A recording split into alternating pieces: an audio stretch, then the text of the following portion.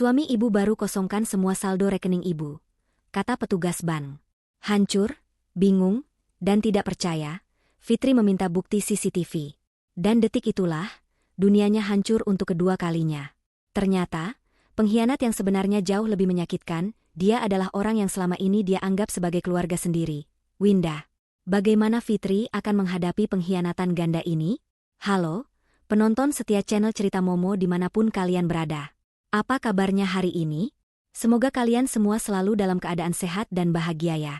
Siap untuk kembali terhanyut dalam kisah baru yang pastinya akan menguji emosi kita semua?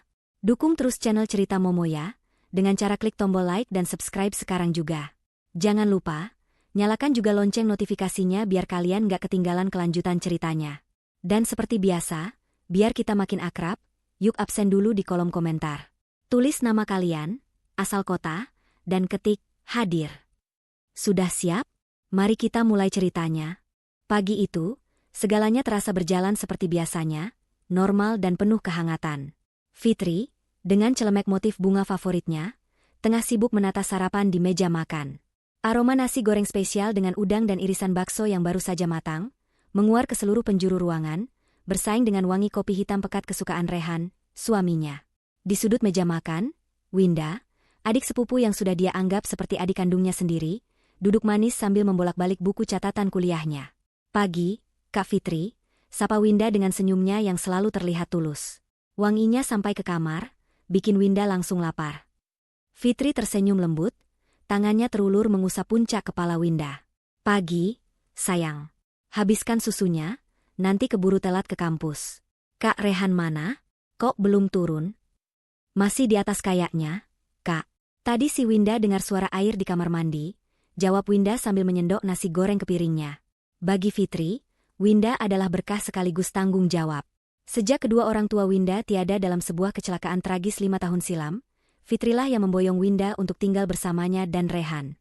Dia membiayai kuliah Winda, memanjakannya dengan fasilitas, dan mencurahkan kasih sayang seorang kakak yang tulus. Rehan pun, di mata Fitri, adalah suami yang pengertian, yang tidak pernah keberatan rumah mereka diramaikan oleh kehadiran Winda. Pagi semua. Suara berat Rehan memecah percakapan ringan itu. Rehan turun dari tangga, sudah rapi dengan kemeja biru dongker dan aroma parfum maskulin yang segar. Dia mengecup kening Fitri sekilas, lalu duduk di kursinya. Wah, kelihatannya enak sekali sarapan pagi ini. Pasti dong. Ini kan nasi goreng cinta buatan Kak Fitri. Winda terkekeh, berusaha menggoda. Ah, kamu ini bisa saja, Win, sahut Fitri, pipinya sedikit merona. Dia menuangkan kopi untuk Rehan. Pagi itu terasa begitu sempurna. Setelah sarapan, Rehan pamit berangkat bekerja. Winda pun biasanya akan berangkat ke kampus. Namun hari ini dia bilang kelasnya dimulai sedikit siang. Jadi, Winda memutuskan membantu Fitri membereskan meja makan. Fitri merasa sangat bersyukur memiliki mereka berdua. Saat Fitri sedang mencuci piring di dapur, ditemani Winda yang mengelap piring-piring kering, ponselnya yang tergeletak di meja pantry berdering nyaring. Sebuah nomor tidak dikenal tertera di layar. Fitri mengeringkan tangannya di celemek, lalu mengangkat panggilan itu. Halo, selamat pagi. Halo, selamat pagi. Suara seorang pria terdengar di seberang sana. Nada suaranya terdengar formal, namun ada sedikit keraguan yang aneh. Maaf, apa benar ini dengan Ibu Fitri, istri dari Bapak Rehan Aditama? Jantung Fitri tiba-tiba berdebar sedikit lebih cepat. Perasaan tidak enak mulai menjalari hatinya. Iya, benar. Saya sendiri. Ada apa ya, Pak? Pria di seberang sana terdengar menarik napas panjang, seolah sedang mengumpulkan kekuatan untuk menyampaikan sesuatu yang berat. Ibu, kami dari pihak Rumah Sakit Kencana. Kami harus menyampaikan kabar duka. Kabar duka? Seketika, sendok sayur yang masih dipegang Fitri terlepas dari genggamannya. Prang! Sendok itu jatuh menghantam lantai keramik, menimbulkan bunyi nyaring yang memekakan telinga. Winda yang sedang mengelap piring sampai terlonjak kaget. Kak, kakak kenapa? Fitri tidak menjawab. Pandangannya kosong, fokusnya terkunci pada suara di telepon. Dunianya seakan berhenti berputar. Pria itu melanjutkan, suami ibu, Bapak Rehan Aditama, mengalami kecelakaan fatal di ruas tol pagi ini. Mobil beliau menghantam pembatas jalan. Mohon ibu. Fitri tidak sanggup mendengar lebih lanjut. Tubuhnya lemas seketika. Enggak mungkin. Lirihnya, suaranya bergetar hebat. Bapak pasti salah sambung. Suami saya baru saja berangkat kerja. Dia baik-baik saja. Maafkan kami, Bu. Suara pria itu terdengar penuh penyesalan. Data dari STNK mobil dan KTP di dompet korban sudah kami konfirmasi. Identitasnya adalah Bapak Rehan Aditama. Saat tim medis kami tiba di lokasi, kondisi beliau sudah. Beliau dinyatakan meninggal dunia di tempat. Meninggal dunia. Dua kata itu menghantam kesadaran Fitri seperti palu godam raksasa. Ponsel di tangannya melorot, namun masih tergenggam erat. Kakinya tak lagi sanggup menopang berat tubuhnya. Fitri ambruk ke lantai, di antara pecahan keramik dan genangan air sabun cuci piring. Tidak Rehaan. Bohong. Ini pasti bohong. Tangis histeris Fitri meledak, memecah keheningan pagi yang tadinya damai. Dia memukul-mukul dadanya yang terasa sesak, seakan pasokan udara di seluruh dunia telah direnggut darinya. Winda, yang sedari tadi mematung kaget, akhirnya tersadar. Dia menjatuhkan piring dan lap yang dipegangnya, lalu segera berlari menghampiri Fitri. Winda langsung memeluk tubuh kakaknya yang terguncang hebat itu. Kak, ada apa? Siapa yang telepon? Kakak kenapa nangis kayak gini? Winda mengguncang-guncang bahu Fitri, wajahnya memasang ekspresi panik dan kebingungan yang luar biasa. Fitri, dalam isak tangisnya yang memilukan, hanya bisa menunjuk ponselnya yang masih menyala di lantai. Rehan, Mas Rehan dia? Fitri tidak sanggup melanjutkan kalimatnya. Napasnya tersengal-sengal. Winda dengan sigap meraih ponsel itu. Dia melihat riwayat panggilan dari nomor tidak dikenal. Winda menempelkan ponsel itu ke telinganya, meskipun sambungan sudah terputus. Dia berpura-pura mendengarkan, lalu dengan dramatis, ponsel itu pun terlepas dari genggamannya. Mata Winda membelalak ngeri. Ya Tuhan, Kak Rehan kecelakaan? Suara Winda terdengar bergetar, seolah ikut merasakan duka yang sama. Mendengar konfirmasi dari Winda, tangis Fitri semakin menjadi-jadi. Dia meracau, memanggil nama suaminya berulang kali. Ini nggak mungkin, Win. Ini mimpi, kan? Bilang sama kakak kalau ini cuma mimpi buruk. Mas Rehan nggak mungkin ninggalin kakak. Winda memeluk Fitri semakin erat. Air matanya ikut mengalir, membasahi bahu Fitri. Kak, tenang, Kak. Kakak harus kuat. Suara Winda terdengar parau, namun ada nada, ketegasan, di baliknya. Kita harus ke rumah sakit Kencana sekarang. Kita harus pastikan kondisi Kak Rehan. Fitri sudah kehilangan akal sehatnya. Dia linglung. Rumah sakit iya? Mas Rehan, aku harus ke Mas Rehan. Ayo, Kak. Winda bertindak sangat sigap. Dia membantu Fitri berdiri. Biar Winda siapkan semuanya. Winda pesankan taksi online sekarang. Kakak ganti baju dulu, ayo. Winda memapah tubuh Fitri yang lunglai menuju kamar. Fitri hanya menurut pasif. Pikirannya kosong, hatinya hancur berkeping-keping. Dia seperti boneka tak bernyawa yang ditarik talinya. Dia sama sekali tidak menyadari bahwa adik sepupu yang kini tengah memapahnya dengan penuh kasih dan dukungan itu adalah sutradara utama di balik drama pagi buta yang baru saja menghancurkan hidupnya. Taksi online yang dipesan Winda tiba dalam hitungan menit. Winda, dengan sigap yang tampak seperti devosi seorang adik, memapah Fitri yang tubuhnya masih gemetar hebat. Fitri sama sekali tidak memedulikan tas apa yang dia bawa, atau apakah pintu rumah sudah terkunci dengan benar. Pikirannya hanya terfokus pada 3 kata yang merenggut jiwanya. Rehan meninggal dunia. Perjalanan menuju rumah sakit Kencana terasa seperti melintasi terowongan tanpa ujung. Fitri duduk di kursi belakang, bersandar lemah di bahu Winda. Air matanya mengalir tanpa henti, membasahi kerudung instan yang dia kenakan sekenanya. Dunia di luar jendela kaca mobil, kemacetan pagi hari, orang-orang yang bergegas, matahari yang bersinar normal, semuanya terasa seperti sebuah ejekan. Bagaimana mungkin dunia tetap berputar ketika dunianya sendiri baru saja hancur berkeping-keping? Kakak yang sabar ya. Kakak harus kuat. Winda berbisik di telinganya. Tangannya mengusap-usap punggung Fitri dengan gerakan yang seharusnya menenangkan. Tapi Fitri tidak merasakan apa-apa. Telinganya berdengung. Bayangan Rehan terus berkelebat di pelupuk matanya yang terpejam. Dia teringat pagi tadi. Aroma parfum Rehan saat mengecup keningnya, senyum tipisnya saat Winda menggodanya, caranya mengedipkan sebelah mata pada Fitri sebelum berbalik menuju pintu. Dia baik-baik saja tadi, Win? Lirih Fitri di sela isaknya. Dia pamit kerja.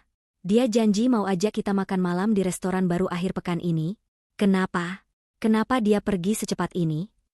Sabar, Kak, sabar. Winda merengkuh Fitri lebih erat. Mungkin tadi salah sambung. Kak, mungkin bukan Kak Rehan. Kita harus cek dulu. Hati Fitri mencengkeram harapan rapuh itu. Benar. Mungkin saja salah sambung. Mungkin saja KTP-nya tertukar. Mungkin saja itu bukan Rehannya. Ya, dia harus percaya itu. Di tengah lamunan pilu itu, saat Fitri berusaha meyakinkan dirinya sendiri bahwa ini semua hanyalah mimpi buruk, sebuah dering ponsel lain memecah keheningan di dalam taksi. Itu adalah ponsel Fitri yang satu lagi, yang khusus dia gunakan untuk urusan perbankan dan bisnis. Windalah yang pertama bereaksi. Kak, HP kakak bunyi lagi. Fitri, dengan pandangan mata yang masih kosong, merogoh tasnya. Tangannya yang gemetar kesulitan menemukan benda itu. Winda membantunya mengambilkan. Sebuah nomor korporat yang familiar tertera di layar. Bank Prioritas. Kenapa bank telepon pagi-pagi? Gumam Fitri, suaranya parau. Mungkin mau menawarkan asuransi atau apa? Kak, nggak usah diangkat dulu, kakak lagi kalut, cegah Winda dengan nada cemas. Tapi Fitri, dengan sisa-sisa kesadarannya, menekan tombol hijau. Dia tidak ingin diganggu rentetan telepon lagi. Halo? Sapanya, suaranya nyaris tak terdengar. Selamat siang, Ibu Fitri Aditama. Suara di seberang terdengar jelas, profesional, dan tegas. Sangat kontras dengan suara pria dari rumah sakit tadi. Iya. Mohon maaf mengganggu waktunya, Ibu. Kami dari Bank Prioritas Cabang Utama. Kami hanya ingin melakukan konfirmasi standar. Apakah Ibu baru saja melakukan penarikan seluruh saldo tabungan dan deposito Ibu senilai total 5,7 miliar rupiah? Keheningan melanda. Otak Fitri yang sudah dipenuhi kabut duka, berusaha keras mencerna rentetan kata-kata itu. 5,7 miliar. Seluruh saldo. Baru saja. Apa? Fitri terbatuk, dadanya terasa semakin sesak. Bapak bicara apa? Saya tidak melakukan penarikan apa-apa. Saya sedang dalam perjalanan ke rumah sakit. Suami saya meninggal, Pak, teriak Fitri, histerianya kembali pecah. Kalian jangan main-main, saya sedang berduka. Sopir taksi yang mendengar teriakan itu sampai sedikit terkejut, melirik dari kaca spion. Winda mengelus punggung Fitri. Kak, tenang, Kak, Pak, Bapak salah orang kali. Kakak saya lagi berduka, bentak Winda ke arah ponsel. Pria di bank itu terdiam sejenak. Mungkin terkejut mendengar respons emosional itu. Tapi kemudian dia melanjutkan dengan nada yang lebih hati-hati, namun tetap tegas. Mohon maaf, Ibu Fitri. Kami sangat bersimpati dengan kondisi Ibu. Tapi, data di sistem kami tidak mungkin salah. Pria itu melanjutkan, transaksi baru saja terjadi 15 menit yang lalu di teller cabang utama kami. Dilakukan walk-in. Penarikan tunai dan transfer seluruh dana. Atas nama Ibu Fitri, tapi dikuasakan penuh oleh suami Ibu, Bapak Rehan Aditama. Beliau membawa surat kuasa asli yang sudah ditandatangani Ibu, lengkap dengan buku tabungan dan token Ibu. Semuanya valid. Dunia Fitri benar-benar berhenti. 15 menit yang lalu. Rumah sakit Kencana. Bapak Rehan Aditama. Meninggal dunia di tempat. Mengambil seluruh uang di bank. Dua informasi yang mustahil itu berbenturan di dalam kepalanya. Bagaimana bisa? Bagaimana mungkin seseorang yang dinyatakan meninggal dunia di tol, pada saat yang hampir bersamaan sedang berada di cabang utama bank, tersenyum pada teller, dan menguras seluruh tabungan hidup mereka? Winda menatap Fitri dengan cemas. Kak, kenapa lagi? Kak, bank itu bilang apa? Fitri tidak menjawab. Dia menatap lurus ke depan. Air matanya berhenti mengalir. Isak tangisnya tergantikan oleh napas yang memburu. Sesuatu yang sangat dingin, lebih dingin dari duka, mulai merayapi tulang punggungnya. Ini bukan sekadar tragedi. Ini adalah sesuatu yang lain. Sesuatu yang busuk. Pa. Fitri berbicara ke telepon, suaranya kini bergetar bukan karena duka, tapi karena emosi baru yang tidak bisa dia definisikan. Rumah sakit bilang suami saya meninggal. Bank bilang suami saya baru saja mengambil semua uang saya. Mana yang benar? Kepanikan ganda melumpuhkan Fitri. Untuk sesaat, dia tidak bisa bernapas, tidak bisa berpikir. Di telinga kirinya, Masih terngiang-ngiang suara pilu pria di telepon rumah sakit yang mengabarkan kematian Rehan. Di telinga kanannya, suara tegas petugas bank masih terpatri, merinci pengkhianatan finansial yang baru saja terjadi. "Gimana, Kak?" Suara Winda memecah kebekuan, terdengar cemas berlebihan. "Itu Bang, itu pasti penipuan kan? Kak? Nggak mungkin Kak Rehan begitu." Winda berusaha meraih ponsel di genggaman Fitri. "Udah, Kak, matiin aja. Orang lagi berduka kok malah ditipu. Kita harus fokus ke rumah sakit. Kak Rehan butuh kita." Biasanya, Fitri akan mendengarkan Winda. Biasanya, dia akan luluh oleh nada cemas adiknya itu. Tapi tidak kali ini. Sesuatu dalam diri Fitri, naluri bertahan hidup, atau mungkin amarah yang baru lahir, menahannya.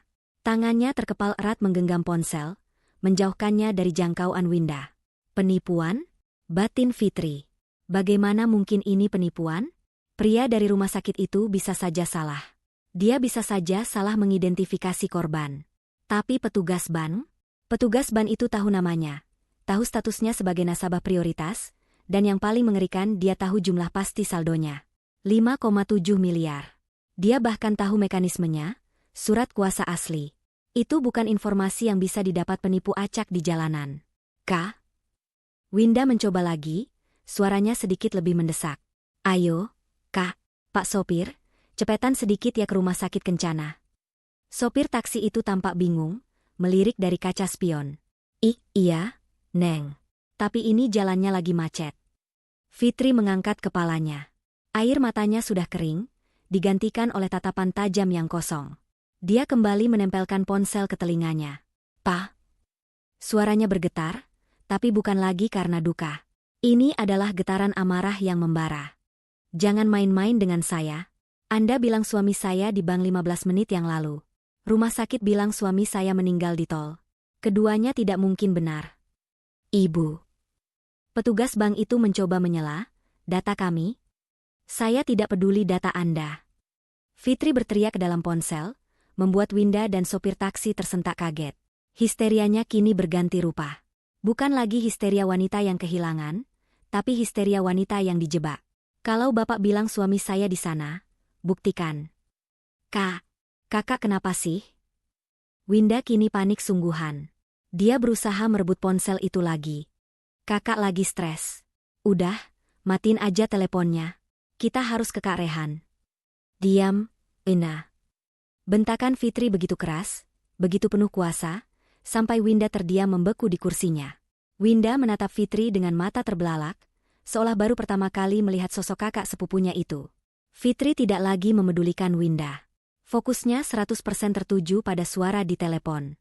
Dia menarik napas panjang, mencoba mengendalikan gemetar di suaranya, mengubahnya menjadi baja dingin. "Pak, dengarkan saya baik-baik," desis Fitri, nadanya datar dan mematikan. "Saya, Fitri Aditama, nasabah prioritas Anda. Saya minta Anda kirimkan saya bukti CCTV bank sekarang juga." Petugas bank itu terdengar ragu. "Ibu, itu melanggar prosedur privasi. Kami tidak bisa." "Prosedur?" Fitri tertawa, tapi tawa itu terdengar lebih menakutkan daripada tangisan. "Anda baru saja bilang mungkin suami saya baru saja menguras seluruh tabungan hidup saya, di saat yang bersamaan rumah sakit bilang suami saya meninggal. Nyawa dan uang saya sedang dipertaruhkan, dan Anda bicara soal prosedur."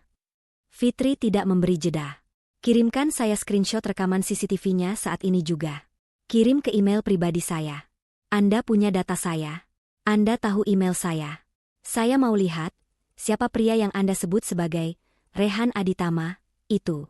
Lakukan sekarang, atau saya akan datang ke kantor cabang Anda dan menghancurkan tempat itu. Dan saya bersumpah, saya akan menuntut bank Anda karena membiarkan ini terjadi." Keheningan panjang tercipta di ujung telepon. Petugas bank itu jelas sedang menimbang risiko. Ancaman seorang nasabah prioritas yang histeris dan baru saja kehilangan miliaran rupiah bukanlah hal sepele. Akhirnya, suara itu kembali terdengar, kali ini lebih lunak. "Baik, Ibu Fitri. Mohon tenang. Mengingat situasi darurat ini, saya akan meminta izin supervisor untuk mengirimkan screenshot dari rekaman CCTV di teller pada jam transaksi tersebut. Mohon tunggu sebentar. Akan kami kirimkan ke email Anda yang terdaftar." "Saya tunggu." "Dalam 5 menit," kata Fitri, sebelum menutup telepon dengan satu ketukan keras. Seketika, suasana di dalam taksi menjadi begitu senyap, hingga suara pendingin udara terdengar seperti deru badai. Fitri menatap lurus ke depan, ke jok di belakang sopir. Tangannya menggenggam ponsel begitu erat, hingga buku-buku jarinya memutih. "Kak." Winda akhirnya memberanikan diri bersuara, nadanya kini dibuat sepilu mungkin. "Kakak nggak apa-apa? Kenapa jadi marah-marah ke Ban? Mereka itu pasti nipu. Kita harusnya tetap ke rumah sakit." Fitri menoleh, menatap Winda. Tatapannya begitu dingin, begitu menusuk, hingga Winda langsung menundukkan kepala, pura-pura mengusap air mata palsu. "Kita tunggu," kata Fitri. Suaranya datar. "Kita tunggu email itu. Setelah itu, baru kita putuskan, kita mau ke rumah sakit, atau ke kantor polisi." Winda tidak menjawab. Tapi jika saja Fitri lebih jeli, dia akan melihat bahwa tangan Winda yang terkulai di pangkuannya, kini gemetar hebat. Jauh lebih hebat daripada gemetar Fitri saat mendengar kabar duka tadi. 5 menit rasa seperti 5 tahun. Keheningan di dalam taksi begitu pekat, begitu mematikan, hingga Fitri bisa mendengar detak jantungnya sendiri yang berdentam-dentam di telinganya. Itu bukan lagi detak jantung yang diliputi duka. Itu adalah genderang perang yang ditabuh oleh adrenalin dan firasat buruk. Sopir taksi di depan melirik cemas dari kaca spion, tak berani bertanya, hanya fokus menyetir sepelan mungkin di tengah kemacetan, seolah ikut merasakan ada bom waktu yang siap meledak di kursi belakang. Winda, di sampingnya, adalah anomali. Dia benar-benar terdiam. Keheningan Winda terasa tidak wajar. Dia tidak lagi mencoba membujuk Fitri ke rumah sakit.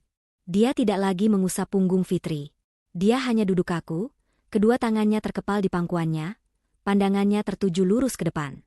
Winda mungkin berpikir dia sedang menyembunyikan kegugupannya, tapi Fitri, bahkan dalam kondisi paling hancurnya, bisa merasakan getaran kecemasan yang terpancar dari tubuh adik sepupunya itu. Ping! Suara notifikasi email yang masuk terdengar nyaring, memekakan telinga dalam kesenyapan itu. Kedua wanita itu tersentak. Tangan Fitri, yang sedari tadi menggenggam erat ponselnya, kini gemetar hebat. Ini dia. Momen penentuan. Apa yang akan dia lihat di layar itu akan menentukan sisa hidupnya. Dia akan tahu, apakah dia sedang berduka atas suami yang malang, atau sedang berhadapan dengan suami yang berkhianat. Jempolnya bergetar saat dia membuka kunci layar. Aplikasi email sudah terbuka, menampilkan satu pesan baru di kotak masuk. Pengirim, layanan nasabah Bank Prioritas Subjek, FWD. Bukti transaksi CCTV, A. N. Fitri Aditama. Jantung Fitri serasa berhenti berdetak. Dia menelan ludah yang terasa pahit. Jaringan internet di mobil terasa sedikit lambat. Fitri harus menunggu beberapa detik agar lampiran gambar terunduh. Detik-detik itu menyiksanya. "Gimana, Kak?" Winda tidak tahan lagi. Suaranya pecah, terdengar seperti bisikan kering. Itu pasti spam, kan?" Fitri tidak menjawab. Gambar selesai diunduh. Fitri mengetuk lampiran pertama. Gambar itu memenuhi layar ponselnya. Sebuah screenshot dari kamera CCTV di langit-langit Ban.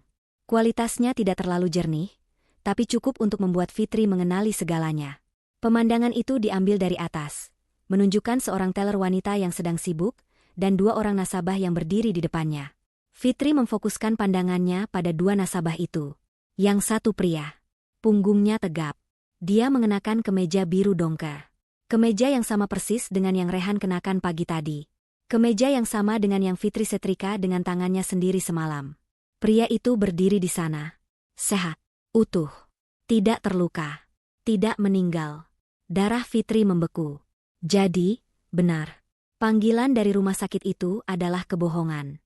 Penipuan. Rehannya tidak meninggal. Rehannya merampoknya. Rasa sakit yang baru, yang jauh lebih tajam dan menghina daripada duka, menghantam dada Fitri. Dia merasa mual. Air mata amarah mulai menggenang di pelupuk matanya. "Tegak kamu, Mas, tegak." Desisnya tertahan. Tapi kemudian, dia melihat lampiran kedua. Dia mengetuknya. Lampiran ini adalah screenshot dari kamera lain.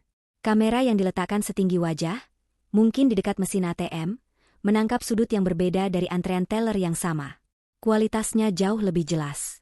Jantung Fitri benar-benar berhenti. Napasnya tercekat di tenggorokan.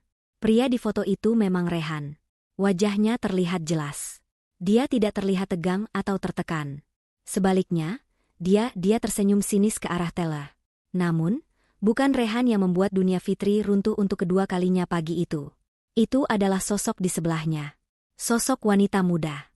Wanita yang berdiri sangat dekat dengan Rehan. Wanita yang sedang memegang setumpuk dokumen dan token bank yang Fitri simpan di laci meja riasnya. Fitri mengenalinya. Mata Fitri terpaku pada sosok itu. Dia kenal blus krem lengan panjang itu.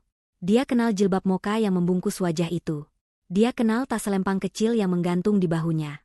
Karena blus, jilbab, dan tas itu adalah yang sedang dipakai oleh Winda, yang duduk tepat 1 jengkal di sampingnya saat ini.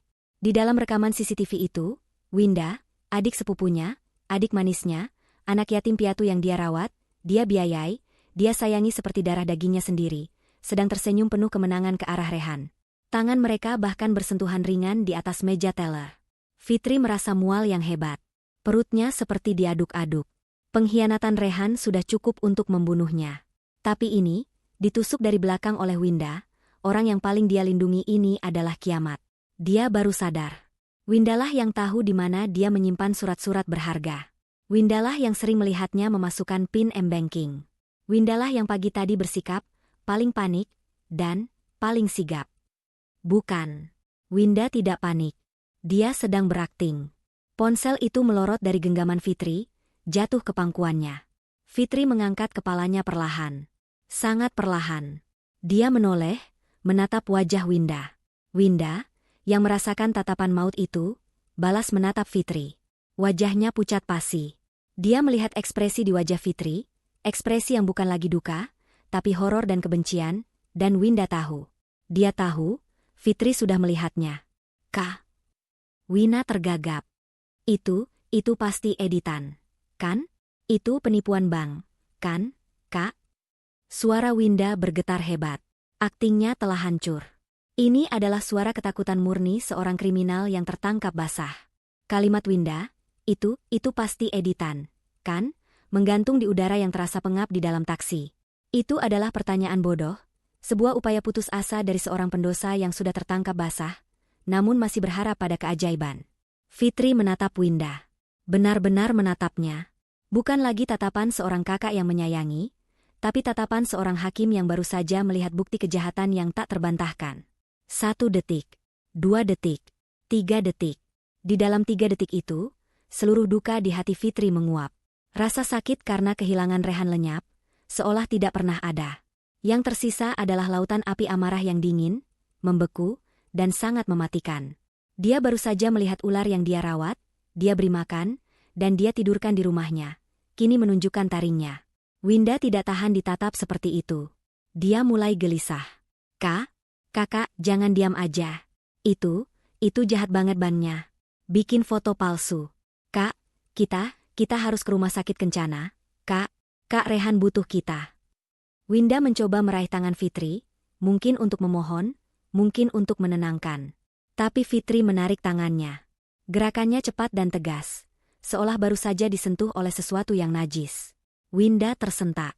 Sopir taksi, yang merasakan aura mencekam di kursi belakang, melirik lagi lewat kaca spion. Gimana, Bu? Jadi ini kita tetap ke Kencana? Tanyanya ragu. Otak Fitri bekerja secepat kilat. Dia tidak bisa mengamuk di sini. Dia tidak bisa menghajar Winda di dalam taksi sempit ini.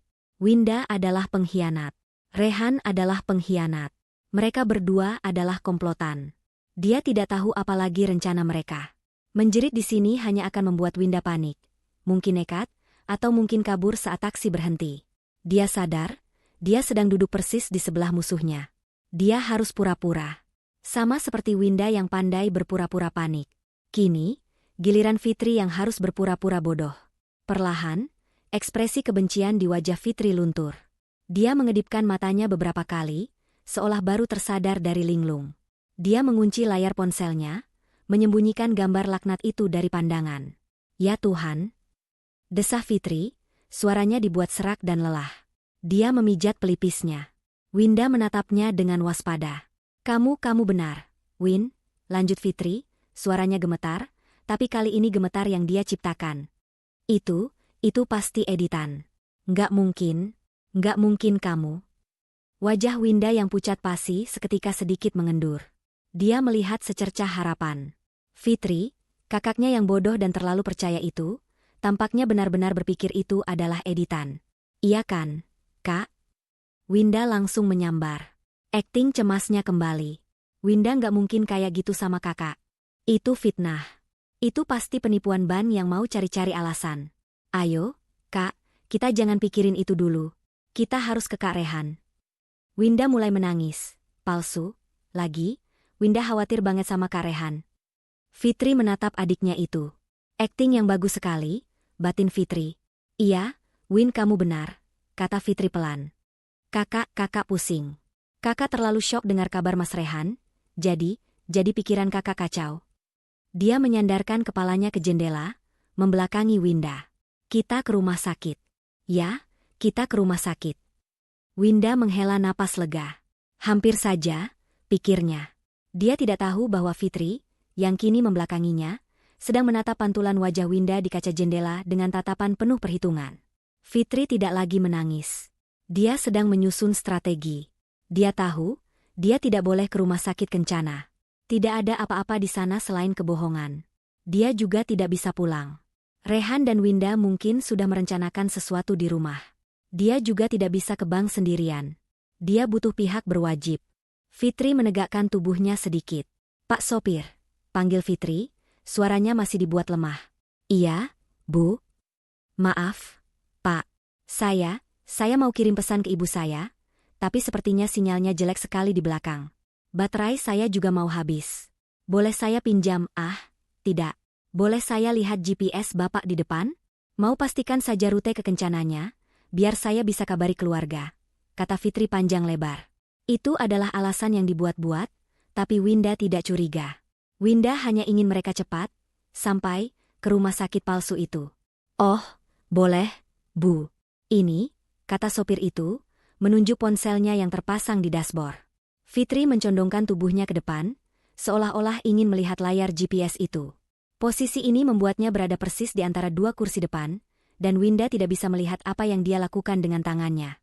Oh, iya lewat situ ya, Pak. Kata Fitri, berpura-pura mengamati peta. Kemudian, dengan gerakan cepat, dia mengambil ponselnya. Dia tidak membuka kunci layarnya. Dia hanya mengetik cepat di layar, catatan darurat, yang bisa diakses tanpa PIN. Dia mengetik sebuah pesan.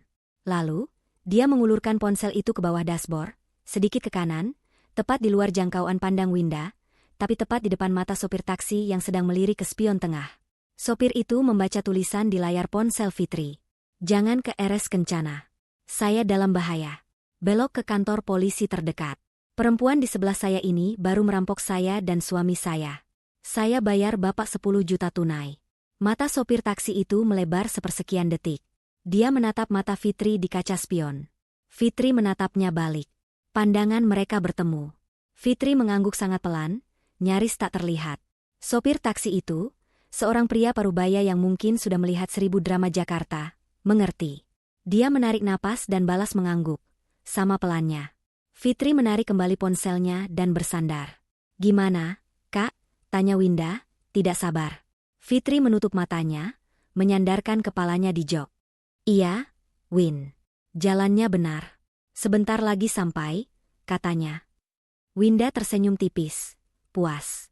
Dia tidak tahu bahwa, sebentar lagi, itu bukanlah rumah sakit.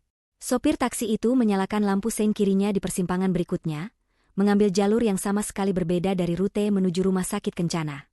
Persimpangan itu menjadi saksi bisu. Sopir taksi, dengan wajah lurus tanpa emosi, memutar kemudinya ke kiri, mengambil jalur yang jelas-jelas menjauhi lokasi rumah sakit Kencana. Winda, yang baru saja berhasil menguasai dirinya dan kembali memasang topeng lega, langsung menyadari kejanggalan itu. Pak sopir. Suara Winda terdengar nyaring, nada santainya lenyap seketika, berganti kepanikan murni. Ini salah jalan. Kencana itu harusnya lurus terus. Kenapa Bapak belok? Sopir taksi itu melirik sekilas ke kaca spion, matanya bertemu dengan mata Fitri yang masih pura-pura terpejam, sebelum menjawab Winda dengan nada datar. Ini lewat jalan pintas.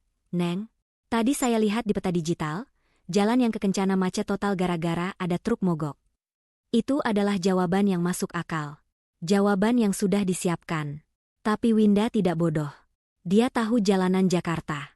Jalur yang mereka ambil ini mengarah ke pusat kota, ke area perkantoran polisi dan pemerintahan, bukan area rumah sakit swasta. Jalan pintas? Jalan pintas apa lewat sini?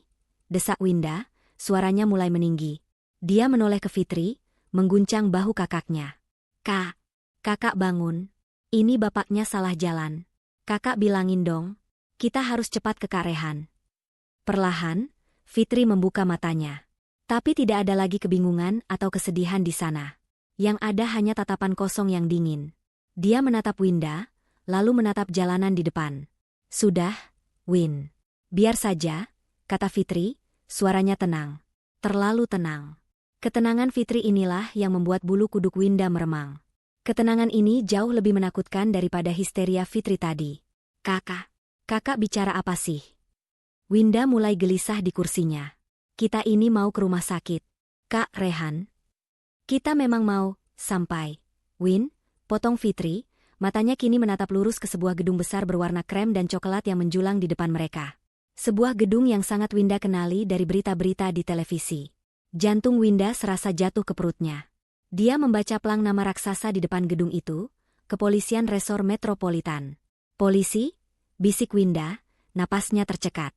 Kak, ini apa-apaan? Kenapa kita ke kantor polisi? Winda menjerit, aktingnya lenyap tak bersisa. Ini adalah ketakutan murni. Pak sopir. Berhenti. Saya mau turun di sini.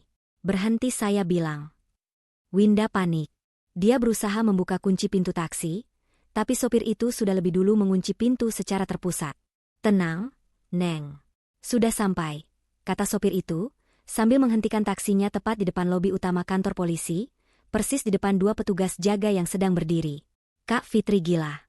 Kakak sudah gila. Winda meronta, memukul-mukul kaca jendela.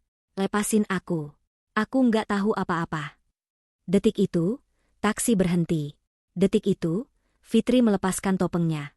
Dengan gerakan cepat yang mengejutkan, Fitri, yang tadinya terlihat lunglai, kini menerkam Winda. Dia tidak menjambak. Dia tidak memukul.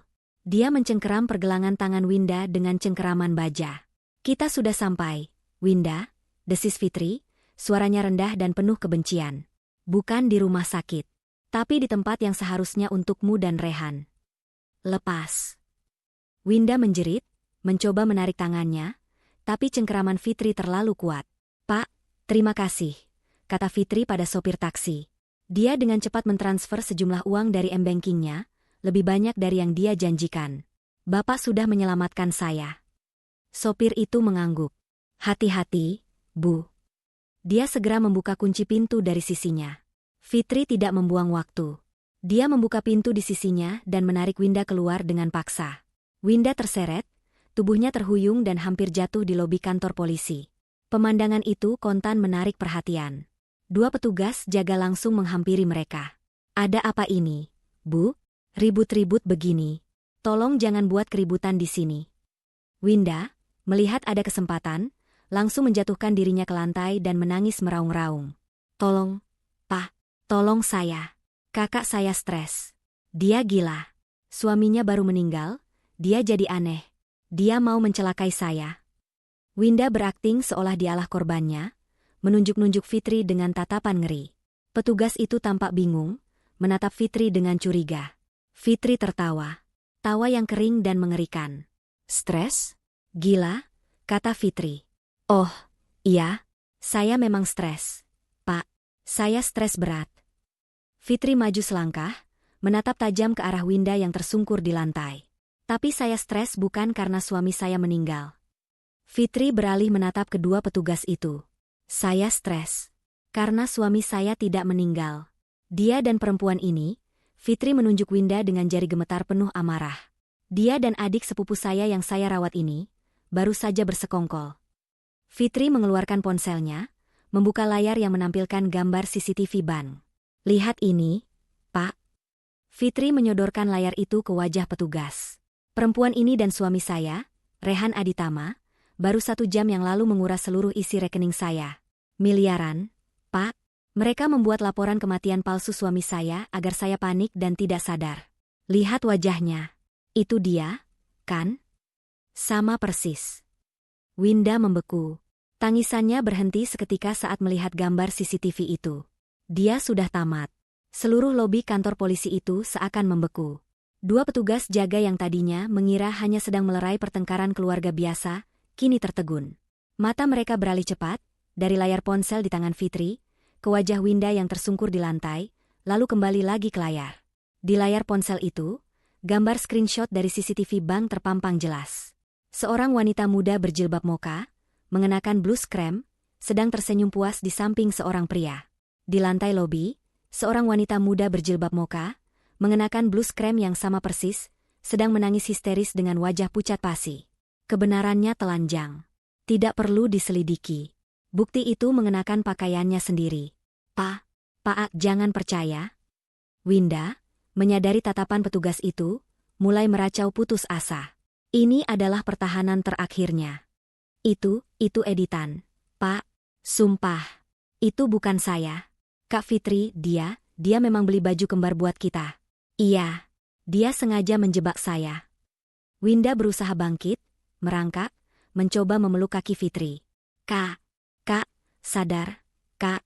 Kenapa kakak setega ini sama Winda? Winda salah apa? Kakak benci ya sama Winda? Iya. Kakak mau nyingkirin Winda, kan? Winda memutarbalikkan fakta, mencoba memainkan kartu, korban, untuk terakhir kalinya.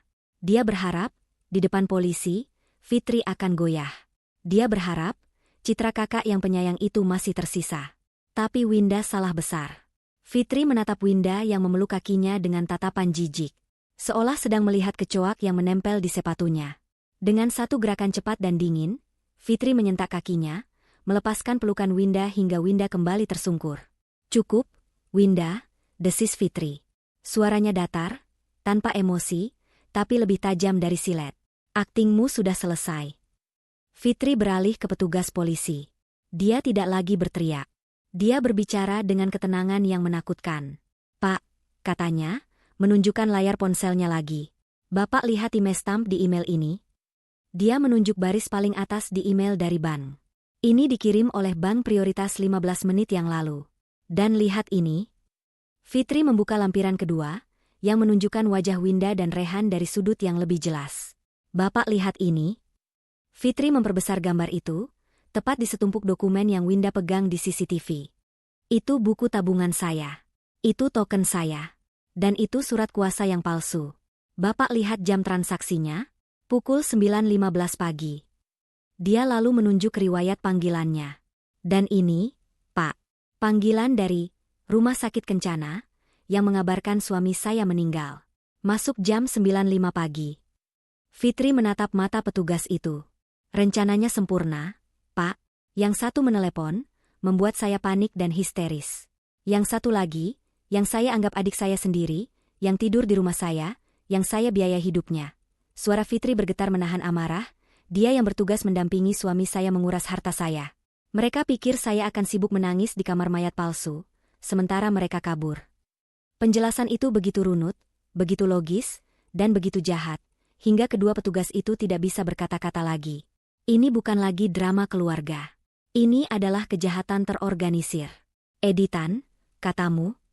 Fitri tiba-tiba membungkuk, menyejajarkan wajahnya dengan wajah Winda yang sudah basah oleh air mata, kali ini air mata ketakutan yang asli.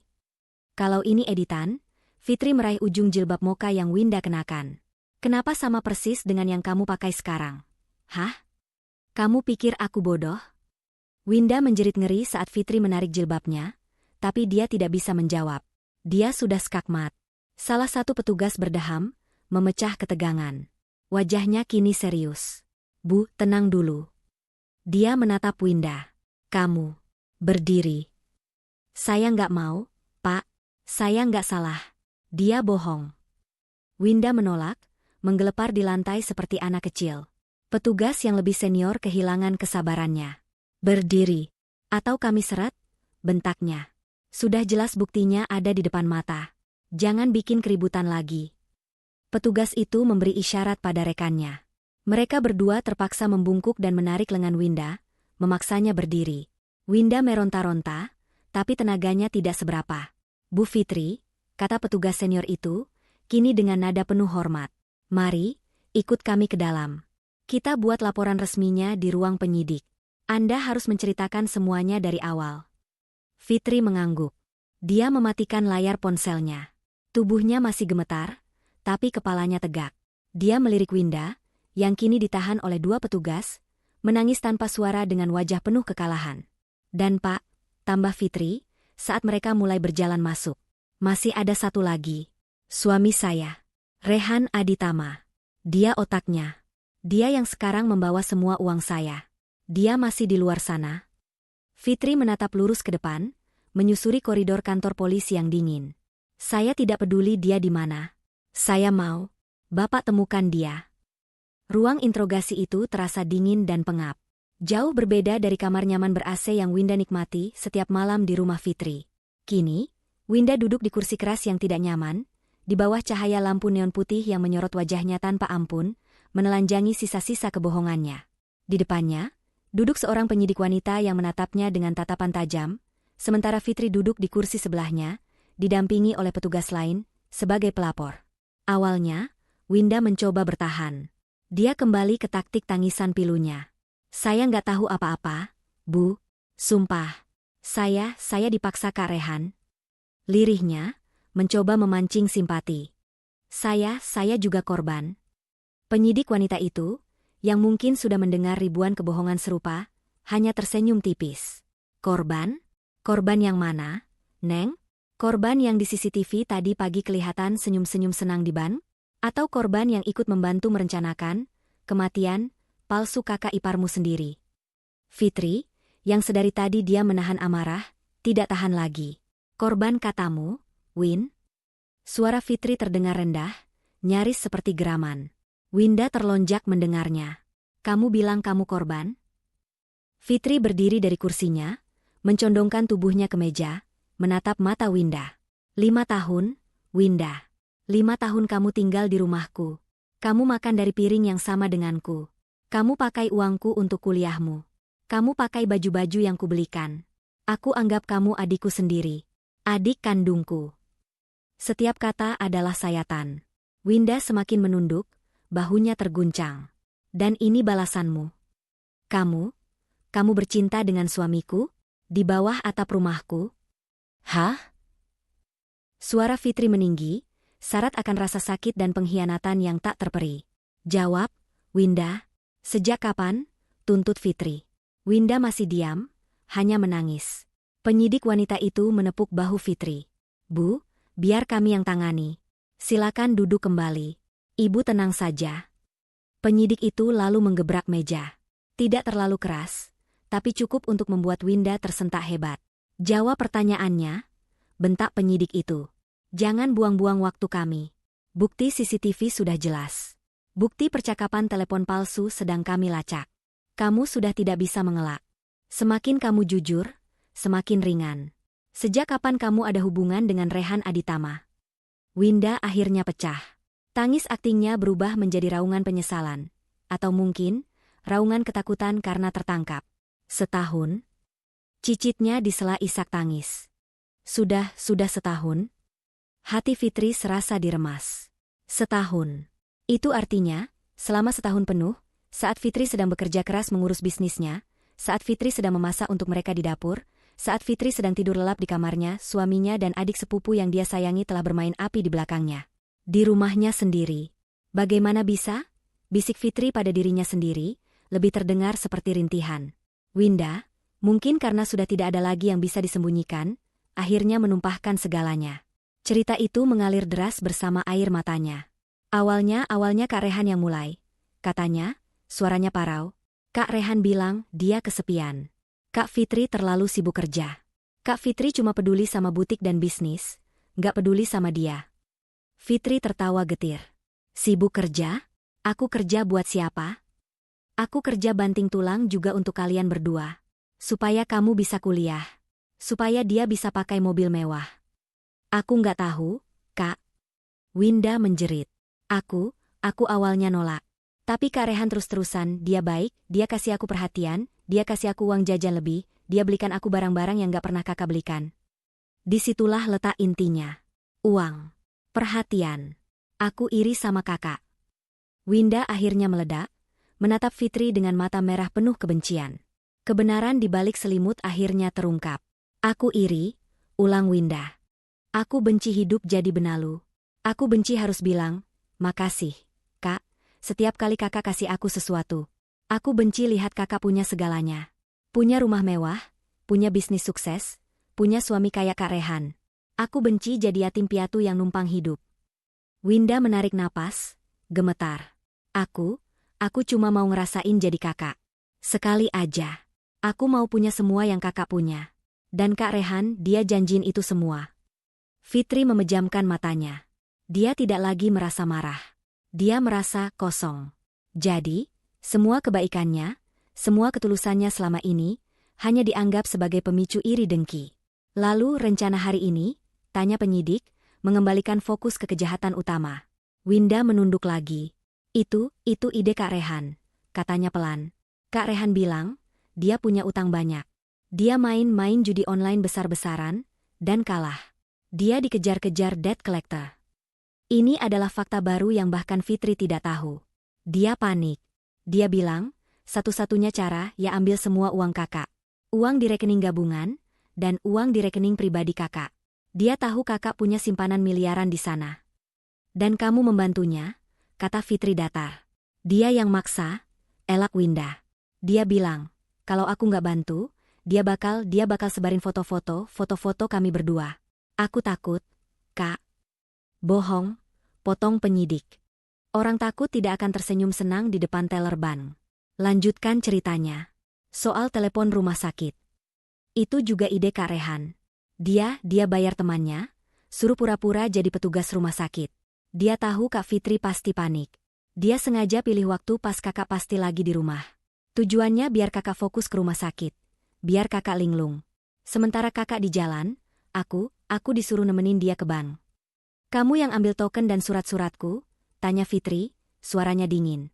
Winda mengangguk lemah. Kak Rehan yang suruh. Dia tahu kakak simpan di mana. Aku yang tanda tangan surat kuasanya. Tanda tangan kakak gampang ditiru. Cukup. Fitri sudah mendengar semuanya. Pengkhianatan di atas ranjang. Pengkhianatan di atas meja makan. Dan pengkhianatan di depan meja bank. Lengkap sudah. Detik itu juga, setelah pengakuan Winda terekam, ruang interogasi itu berubah menjadi pusat komando dadakan. Penyidik wanita yang tadi menginterogasi Winda segera mengangkat gagang telepon, suaranya tegas dan cepat, memerintahkan pelacakan dan pengejaran. Winda, di mana Rehan sekarang? Tanya penyidik itu, nadanya tak terbantahkan. Winda, yang sudah luruh tak bersisa, hanya bisa menjawab dengan suara sengau. Bandara? Dia bilang menungguku di bandara. Kami mau ke Singapura. Pesawat jam 12. Penyidik itu melirik jam dinding. Pukul 10.45 pagi. Waktunya sempit. Tim elang segera meluncur ke Terminal 3 Soekarno-Hatta. Perintah penyidik itu ke telepon. Target atas nama Rehan Aditama. Pria, 35 tahun. Kemungkinan membawa uang tunai dalam jumlah besar. Tahan di tempat. Fitri, yang sedari tadi duduk mematung, mendadak berdiri. Saya ikut. Semua mata tertuju padanya. Bu Fitri, kata penyidik itu, ini prosedur kepolisian. Ibu lebih aman menunggu di sini. Biarkan tim kami yang bekerja. Tidak, potong Fitri, suaranya dingin seperti es. Dia suami saya. Dia memakai kemeja yang saya setrika pagi tadi untuk merampok saya. Saya tidak akan menunggu di sini sementara dia kabur tertawa-tawa. Saya mau lihat wajahnya saat dia ditangkap. Ada keteguhan dalam suara Fitri yang membuat penyidik itu terdiam. Ini bukan lagi permintaan korban yang lemah. Ini adalah tuntutan seorang pemenang yang ingin melihat musuhnya jatuh. Setelah beberapa detik menimbang, penyidik itu mengangguk. Baik, ibu boleh ikut di mobil kami. Tapi ibu tidak boleh keluar dari mobil. Apapun yang terjadi, ini demi keselamatan ibu. Saya mengerti, jawab Fitri. Perjalanan menuju bandara adalah kebalikan total dari perjalanan Fitri pagi tadi. Jika tadi dia duduk di taksi, menangis pilu karena duka palsu, kini dia duduk di mobil polisi tak bertanda, melaju kencang membelah kemacetan dengan sirine tersembunyi. Fitri tidak menangis. Dia tidak berbicara. Matanya menatap lurus ke depan. Di dalam kepalanya, Kepingan puzzle itu tersusun dengan menyakitkan. Utang judi Rehan. Pantas saja beberapa bulan ini suaminya itu sering lembur, sering gelisah saat ponselnya berbunyi. Pantas saja Winda, yang biasanya hanya memakai barang-barang pemberiannya, belakangan ini punya beberapa tas dan gadget baru yang Fitri tahu harganya mahal. Winda selalu bilang itu hadiah dari giveaway. Hadiah. Ya, hadiah dari pengkhianatan mereka. Dia pasti sudah ganti baju, kata Fitri tiba-tiba, memecah keheningan di mobil. Petugas yang menyetir meliriknya. Maksud ibu? Rehan. Dia tidak bodoh. Dia tidak akan memakai kemeja biru dongker yang sama dengan di CCTV bank. Dia pasti sudah ganti baju, jelas Fitri. Tapi cari koper. Koper hitam besar, merek Rimowa, handlenya sedikit penyok di kiri atas. Dan satu tas jinjing kulit warna coklat. Dia pasti membawa tas itu. Uangnya ada di sana. Informasi detail itu langsung diteruskan via radio ke tim yang sudah siaga di bandara. Benar saja. Tepat pukul 11.30, mobil mereka tiba di lobi keberangkatan Terminal 3. Suasana riuh rendah. Fitri menuruti janjinya, dia tetap di mobil, tapi matanya menyapu kerumunan seperti elang. Tim di dalam bandara sudah bergerak. Dan di sana, di dekat kaunter check-in maskapai Singapura, seorang pria terlihat menonjol. Dia mengenakan kaos polo abu-abu, jauh berbeda dari kemeja biru dongker. Dia tampak gelisah, berdiri di samping koper hitam besar dengan handle kiri atas yang sedikit penyok. Rehan Aditama. Dia terus-menerus mengecek ponselnya, lalu menatap ke arah pintu masuk. Dia jelas sedang menunggu Winda. Dia terlihat kesal karena Winda terlambat. 4 petugas berpakaian preman bergerak senyap dari 4 penjuru, mengepung Rehan sebelum dia sempat menyadari apa yang terjadi. Rehan Aditama, sapa salah satu petugas, menepuk bahunya. Rehan menoleh, kesal. Iya, kenapa? Maaf saya lagi buru. Kalimatnya terputus saat dia melihat 2 petugas lain menutup jalur pelariannya. Wajahnya langsung pucat. Anda ditahan atas laporan dari Ibu Fitri Aditama, kata petugas itu. Apa? Fitri? Kalian siapa? Rehan panik. Dia refleks mencoba lari, mendorong kopernya ke arah petugas, tapi gerakannya sia-sia. Dalam 3 detik, kedua tangannya sudah diborgol di belakang punggungnya. Lepaskan saya. Saya nggak salah. Ini pasti Winda. Dia yang jebak saya. Rehan mulai berteriak, mengundang perhatian seluruh calon penumpang di sekitarnya. Tas jinjing kulit coklat yang dia pegang terjatuh. Resletingnya terbuka, dan beberapa gepok uang tunai, dolar Singapura dan rupiah, berhamburan keluar ke lantai keramik bandara. Pemandangan itu menyegel nasibnya. Fitri? Tiba-tiba, suara Rehan berubah menjadi bisikan ngeri. Fitri sudah berdiri di sana. Dia melanggar janjinya. Dia keluar dari mobil. Dia berdiri sekitar 10 meter dari Rehan, di balik pilar, menatap suaminya dengan kacamata hitam yang menyembunyikan matanya. Melihat Fitri di sana, berdiri tegak, bukan menangis di kamar mayat, adalah pukulan yang lebih telak daripada borgol di tangannya. Rehan sadar. Rencananya tidak hanya gagal, rencananya hancur berantakan. Saat itu juga, di lantai bandara yang ramai, penyesalan itu datang. Bukan penyesalan karena berkhianat. Bukan penyesalan karena menyakiti. Tapi penyesalan murni karena tertangkap. Fitri. Rehan menjerit, suaranya kini berubah pilu. Arogansinya lenyap. Dia menjatuhkan dirinya ke lutut, sejauh yang borgol itu izinkan. Sayang, dengerin aku. Ini semua salah paham. Ini semua ulah Winda. Dia yang meracuni otakku. Dia yang menggodaku. Fitri hanya diam menatapnya. Aku hilaf, Fit. Aku punya utang. Aku terpaksa. Tapi uangnya mau aku balikin. Sumpah. Rehan mulai menangis, wajahnya memelas. Persis seperti Winda. 2 pengkhianat, 1 skenario. Fitri, tolong aku. Bilang sama polisi ini salah paham. Kamu tahu aku cinta sama kamu, kan? Fit, tolong aku. Aku janji bakal sujud di kakimu. Fitri. Petugas menarik Rehan berdiri dengan paksa. Sudah, jangan bikin drama.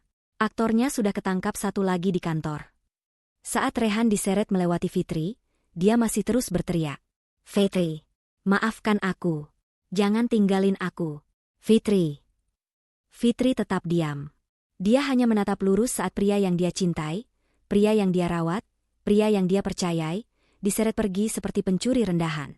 Dia tidak merasakan apa-apa lagi selain kelegaan yang dingin. Sore itu, Fitri melangkah keluar dari gedung kepolisian Resor Metropolitan. Pagi tadi, dia masuk ke gedung ini sebagai korban yang hancur, linglung, dan dikhianati. Sekarang, dia keluar sebagai seorang penyintas yang tatapannya teguh. Langit Jakarta yang abu-abu, yang tadi pagi terasa mengejek dukanya, kini terasa seperti kanvas netral yang siap dilukis ulang. Dia baru saja menyelesaikan berita acara pemeriksaan, BAP, terakhirnya. Di dalam, dia telah melihat segalanya. Dia melihat Rehan dan Winda dipertemukan di ruang interogasi. Dia melihat bagaimana dua orang yang katanya saling mencintai dan bersekongkol itu, kini berubah menjadi dua ekor tikus yang terpojok dan saling menyalahkan dengan beringas. "Ini semua gara-gara kamu, Winda," teriak Rehan, wajahnya penuh kebencian, tak ada lagi sisa cinta di sana. "Kalau kamu nggak mata duitan, aku nggak bakal nekat kayak gini. Kamu yang meracuniku setiap hari." "Bohong," Winda balas menjerit, tak kalah histeris. "Kamu yang janjiin aku segalanya. Kamu yang bilang kamu benci sama Kak Fitri. Kamu yang bilang aku lebih baik dari dia. Kamu pembohong. Kamu yang pakai utang judimu sebagai alasan." Fitri berdiri di balik kaca satu arah, menyaksikan pertunjukan menjijikan itu bersama penyidik. Dia tidak merasakan apa-apa. Tidak ada lagi rasa sakit. Tidak ada lagi amarah yang meledak-ledak.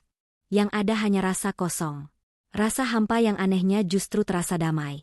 Dia seperti baru saja membersihkan dua kotoran besar yang selama ini mengendap di rumahnya. Dia menatap Rehan, pria yang dia cintai separuh mati, yang kini menangis memelas dan menyalahkan wanita lain atas kejahatan yang dia otaki. Dia menatap Winda, gadis yang dia rawat seperti adik sendiri, yang kini menunjukkan wajah aslinya yang penuh iri dengki dan keserakahan. Fitri sadar, dia tidak kehilangan apa-apa. Dia baru saja diselamatkan. Dia berbalik dari kaca itu, bahkan sebelum pertengkaran mereka selesai. Dia sudah tidak peduli lagi. "Saya sudah selesai," kata Fitri pada penyidik wanita yang mendampinginya. Suaranya tenang dan mantap. "Semua bukti sudah saya serahkan. Termasuk akses ke rekening bisnis saya, yang untungnya tidak mereka ketahui." Fitri menghela napas. "Saya mau mengajukan gugatan cerai secepatnya. Saya mau menuntut mereka berdua dengan pasal berlapis. Penipuan, penggelapan, pemalsuan dokumen, dan pencucian uang. Pastikan mereka mendapatkan hukuman yang setimpal." Penyidik itu mengangguk. "Anda bisa tenang, Bu Fitri. Uang ibu yang di bandara berhasil kami amankan seluruhnya. Dan yang sudah ditransfer, sedang kami bekukan. Bukti ibu sangat kuat. Mereka tidak akan lolos." Dan kini, Fitri berdiri di lobi, siap melangkah pergi. Ponselnya berdering. Kali ini, ponsel bisnisnya. Fitri mengangkatnya. "Halo, Rina." "Iya, maaf, tadi pagi saya ada urusan mendadak. Meeting dengan klien baru kita diundur jam berapa? Sore ini? Bisa. Kirimkan saja alamatnya. Saya segera ke sana." Fitri menutup telepon. Dia melangkah keluar dari lobi, melewati pintu kaca otomatis. Angin sore menerpa wajahnya. Dia mungkin kehilangan seorang suami. Dia mungkin kehilangan seorang adik sepupu. Tapi pagi ini, dia menemukan kembali sesuatu yang jauh lebih berharga. Dirinya sendiri. Dia tidak perlu lagi menangis. Dia tidak perlu lagi berduka atas kematian palsu atau pengkhianatan yang nyata. Dia melirik pantulan dirinya di kaca gedung. Wanita di pantulan itu tampak lelah. Matanya sedikit bengkak, tapi punggungnya tegak. Fitri merogoh tasnya, mengeluarkan kacamata hitam yang tadi dia pakai di bandara. Dia memakainya.